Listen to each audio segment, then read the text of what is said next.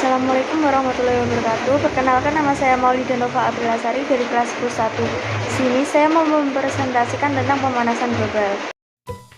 Isi dari penjelasannya yaitu yang pertama pemanasan global, yang kedua penyebab pemanasan global, yang ketiga dampak pemanasan global, dan yang keempat solusi mengatasi pemanasan, yang kelima hasil kesepakatan dunia.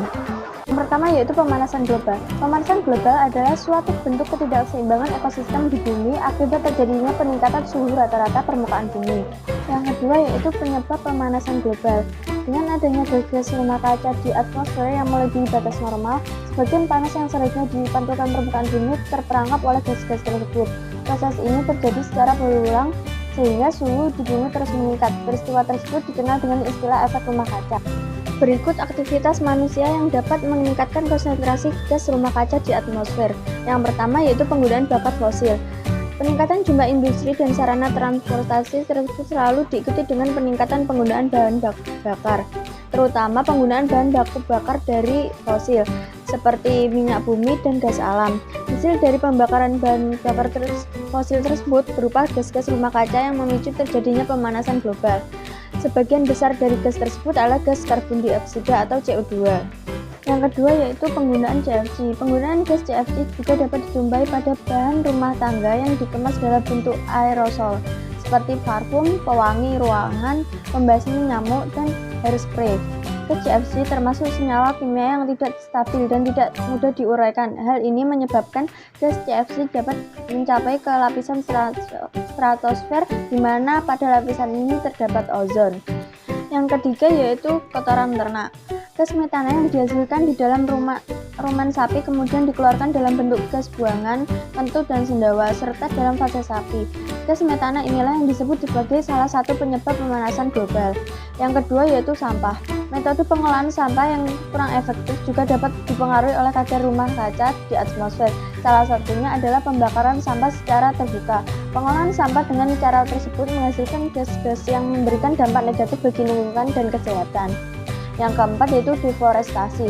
Salah satu dampak utama dari deforestasi adalah terjadinya penurunan kualitas atmosfer. Deforestasi berkontribusi pada pemanasan global yang terjadi karena adanya peningkatan konsentrasi gas rumah kaca atau greenhouse gases yang menyebabkan kenaikan suhu udara global. Yang ketiga yaitu dampak pemanasan global.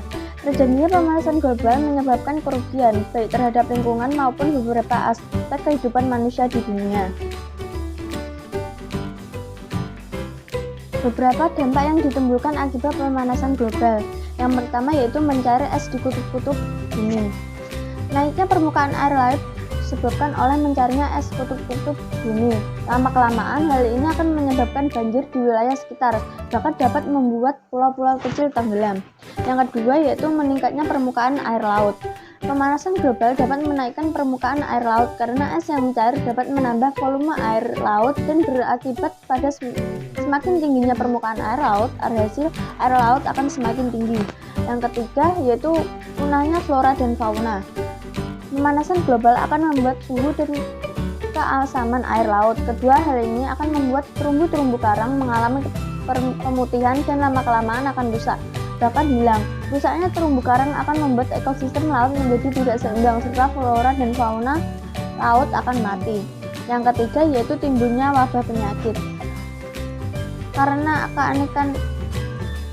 kenaikan suhu akibat pemanasan global, sistem imun makhluk hidup akan menurun sehingga mudah terserang berbagai penyakit antara lain karena antraks, virus Zika, Ebola, flu burung, cacar monyet, demam berdarah, dengue, dan virus corona serta beberapa virus yang belum dikenal. Yang keempat yaitu solusi mengatasi pemanasan global. Yang pertama, mengurangi konsumsi daging dan menggantinya dengan sumber makanan nabati. Yang kedua, mengurangi penggunaan kendaraan pribadi dan beralih menggunakan transportasi umum. Yang ketiga, menghemat energi. Yang keempat, mengurangi penggunaan plastik. Yang kelima, melakukan pengolahan sampah yang benar. Yang terakhir yaitu hasil kesepakatan dunia internasional. Yang pertama yaitu ada IPCC. Pada tahun 1988, Badan PBB untuk Lingkungan, United Nations Environment Programme, dan Organisasi Meteorologi Dunia mendirikan sebuah panel antar pemerintah untuk perubahan iklim yang dikenal dengan IPCC.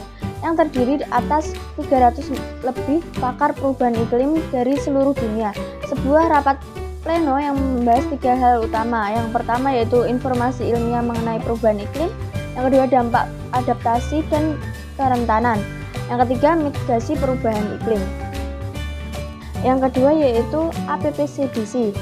APPCDC merupakan kerjasama internasional yang bersifat sukarela antara Australia, Kanada, India, Jepang, Republik Rakyat Cina, Korea Selatan yang mengemukakan pembentukannya pada tanggal 28 Juli 2005. Menteri Luar Negeri, Lingkungan, dan Energi dari negara-negara peserta sepakat untuk bekerja sama dalam pengembangan dan transfer teknologi yang memungkinkan pengurangan emisi gas rumah kaca yang bersesuai dengan UNFCCC dan perangkat internasional lainnya seperti Protokol Kyoto.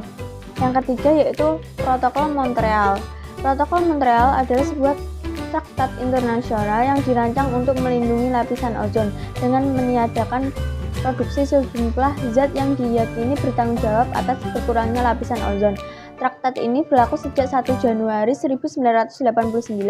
Traktat ini difokuskan pada beberapa kelompok senyawa hidrokarbon halogen yang diyakini memainkan peran penting dalam penipisan lapisan ozon. Semua zat tersebut memiliki klorin atau bromin. Sekian presentasinya, saya ucapkan terima kasih. Wassalamualaikum warahmatullahi wabarakatuh.